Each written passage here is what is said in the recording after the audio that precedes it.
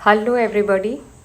अब आज बीपीएससी ने अपना फाइनल आंसर की ले आया है 71st प्रीलिम्स के लिए। इसका इंतज़ार बहुत दिनों से था और बहुत सारे स्पेकुलेशंस किए जा रहे थे, पर आज पता चला है कि 5 क्वेश्चंस डिलीट किए गए हैं और 5 क्वेश्चंस ऐसे हैं जिसके आंसर में बदलाव किया गया है। ठीक है, अब इसके बाद जो क्योस है वो और भी ज़्यादा बढ़ गया कि कट ऑफ पे क्या असर पड़ेगा, क्योंकि प्रोविजनल आंसर की से फाइनल आंसर की में टोटल 10 क्वेश्चंस में बदलाव है।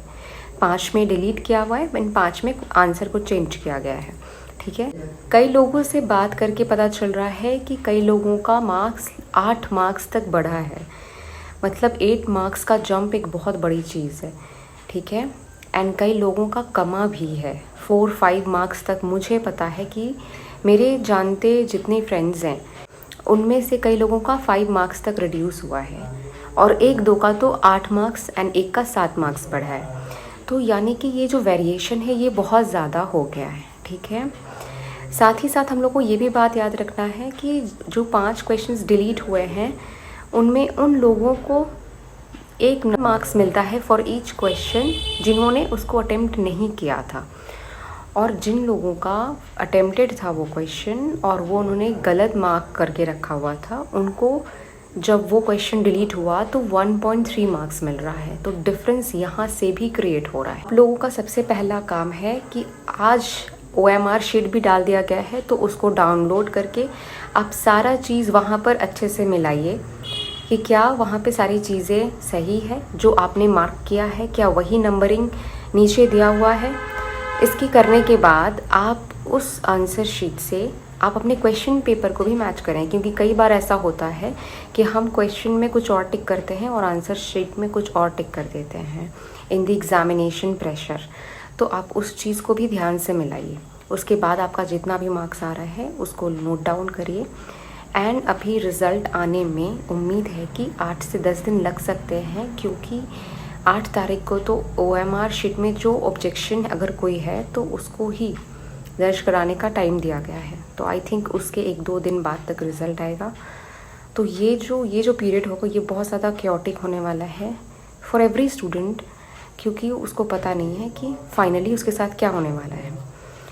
आप जो फाइनली अपना मार्क्स कैलकुलेट कर लेंगे तो कई लोगों का बहुत सेफ जोन में मार्क्स आ रहा है, मतलब जितनी उम्मीद लगाई जा रही है तो उससे बहुत ज़्यादा सेफ जोन में आ रहा है कई लोगों का मार्क्स। तो आप पढ़ाई कंटिन्यू रखिए।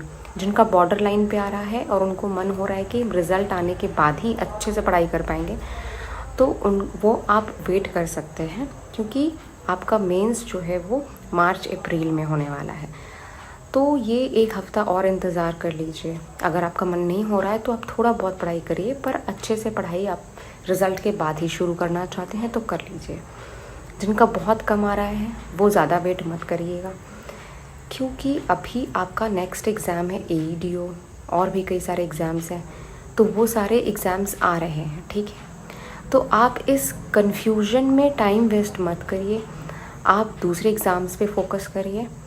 और इसका अगर बाय गॉड्स ग्रेस आपके पक्ष में आता है रिज़ल्ट, तब आप उसके बाद से भी काफ़ी टाइम है तैयारी कर सकते हैं। ठीक है, कट ऑफ जो पिछले बार प्रेडिक्ट किया गया था उससे थोड़ा सा अगर बढ़ेगा भी तो 1-2 मार्क्स का उम्मीद है कि बढ़ सकता है, क्योंकि कई लोगों के मार्क्स बढ़ रहे हैं, ये सच्चाई है। कई लोगों के घट भी रहे हैं। तो देखिए, before the result is the final declaration. ठीक है, प्रेडिक्शन इज़ प्रेडिक्शन, वो कभी भी एग्जैक्ट नहीं हो सकता, पर हाँ एक थोड़ा बहुत आइडिया लग सकता है। तो 82 ± 2 हम लेके चल सकते हैं for the general category mail. ठीक है, तो इसके अराउंड रह सकता है मार्क्स। और एक आप काम कर सकते हैं कि आप जितना भी मार्क्स स्कोर कर रहे हैं according to the final answer की, आप सब कमेंट सेक्शन में बताइए। आप अपना प्रोविजनल आंसर की में जितना मार्क्स आ रहा था उसको बताइए, और अभी फाइनल कितना आया है उसको बताइए।